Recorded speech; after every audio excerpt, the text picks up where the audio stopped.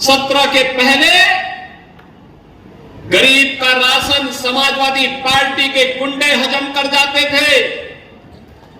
किसी गरीब को राशन नहीं मिलता था। किसी भी जिले का जो जितना बड़ा माफिया था, जितना बड़ा गुंडा था, वह समाजवादी पार्टी का शागिर्द था, उनका पदाधिकारी था। वहां पर संगठित अपराध में लिप्त माफिया भी थे, भू माफिया भी थे, पशु माफिया भी थे, वन माफिया भी थे, खनन माफिया भी थे।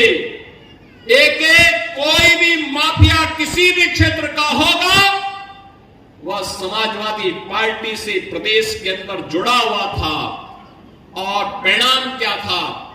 ये माफिया की पैरेलल सरकार चलती थी। बबुआ अपने घर के बाहर नहीं निकलता था। बबुआ 12 बजे सो के उठता था और प्रदेश की जनता पिसती थी। माफिया समानांतर सरकार चला करके अराजकता और गुंडागर्दी का एक और तांडव करते थे। दूसरी तरफ मुस्लिम तुष्टीकरण की हद को पार करते हुए पर्व और त्योहारों में भी इन्होंने किस कदर अराजकता फैलाई थी, किस कदर अराजकता फैलाई थी। होली हो या दीपावली, रक्षाबंधन हो या शिवरात्रि, रामनवमी हो या जन्माष्टमी, इन पर्व और त्योहारों को इन्होंने बैन कर दिया था। यहां तक कि जन्माष्टमी के आयोजन को थाना, पुलिस लाइन और जेलों में इन्होंने रोक लगा दी थी। कहा जन्माष्टमी में भजन मत गाओ, थानों में नहीं होने चाहिए। आयोजनों को इन्होंने रोकने का काम किया था, क्योंकि हरे रामा हरे कृष्णा की धुन कुछ लोगों को पसंद नहीं थी, इसलिए समाजवादी पार्टी इसको बैन करती थी। कावड़ यात्रा में रोक लगाते थे। और किस कदर की अराजकता थी। दुर्गा पूजा में अयोध्या का दंगा किसने नहीं देखा? देवकाली मंदिर में कैसे मूर्ति चोरी हो गई थी समाजवादी पार्टी की सरकार में। मुझे गोरखपुर से आना पड़ा था, मैं सांसद था, मुझे आंदोलन करने के लिए अयोध्या आना पड़ा था। बहनों और भाइयों, एक तरफ ये अराजकता, ये गुंडागर्दी चरम पर। समाजवादी पार्टी की सरकार के समय गरीबों का राशन लूटते थे, गौ हत्या करवाते थे, गौ तस्करी ये लोग कराते थे, वनों के अवैध कटान कराते थे, जमीनों पर कब्जा करवाते थे। अराजकता चरम पर इनके समय में थी। और आज भी समाजवादी पार्टी के नेताओं को वही दौरे याद आते हैं, कैसे जमीन पे कब्जा करते थे। आज जमीनों पे कब्जे हट चुके हैं। हमारी सरकार ने, डबल इंजन की सरकार ने 2017 में बनने के बाद एंटी भू माफिया टास्क फोर्स बनाया।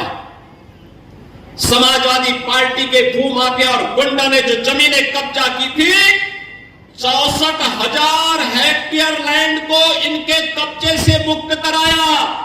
तो जब मुर्गों से आप जमीन कब्जा मुक्त कराएंगे तो सरगना को तो परेशानी होगी ही होगी। और सरगना आज इसीलिए बार बार बोलता है कि अयोध्या में जमीन घोटाला हुआ है। मैं उनको बताना चाहता हूं, अयोध्या में जमीन घोटाला नहीं हुआ है। 1700 करोड़ रुपए के लिए अयोध्या में जमीन का यहां पे मुआवजा बांटा गया। 1700 करोड़ रुपए केवल यहां के किसानों को मुआवजा बांटा गया है। अयोध्या के अंदर हमारी सरकार ने बांटा है। एक भी व्यक्ति ये नहीं कह सकता कि कहीं जमीन में कोई घोटाला हुआ है। जिस अयोध्या को राम भक्तों के लहू से इन्होंने सींचने का काम किया था, जिस अयोध्या के बारे में कहते थे कि अयोध्या में परिंदा भी पर नहीं मार सकता, आज वो अयोध्या आपने देखा होगा 22 जनवरी से लेकर के अब तक 3 करोड़ से अधिक श्रद्धालु अयोध्या धाम में भगवान राम लला के दर्शन कर चुके हैं। बहनों और भाइयों, अयोध्या का दीपोत्सव, अयोध्या के मंदिरों में, अयोध्या के घाटों में जब दीप जलते हैं तो परेशानी 2 लोगों को होती है, एक सपा मुखिया को और दूसरा पाकिस्तान को। इन्हीं 2 लोगों को परेशानी होती है, क्योंकि इन्हें मालूम है कि अयोध्या में जलने वाला एक एक दीप अयोध्या ही नहीं, प्रदेश और देश को तो रोशन करेगा, लेकिन जो मानवता के लिए कैंसर बन चुका है पाकिस्तान, इसका नेस्तनाबूद भी करने की सामर्थ्य रखता है। लेकिन परेशानी पाकिस्तान भारत का दुश्मन है, उसको तो होती है, लेकिन अपनी हिंदू विरोधी मानसिकता के लिए जाने जाने वाली समाजवादी पार्टी को भी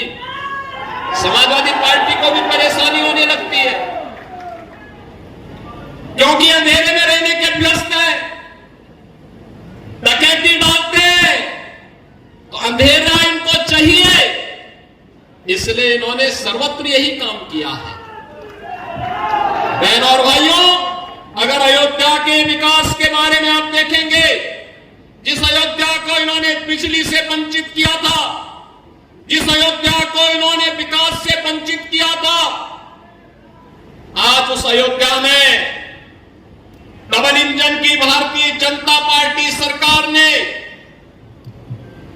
30,000 करोड़ रुपए की परियोजनाओं की सौगात दी है। 30,000 करोड़ रुपए की। इतना विकास कांग्रेस के 60 वर्ष के कार्यकाल में नहीं हुआ।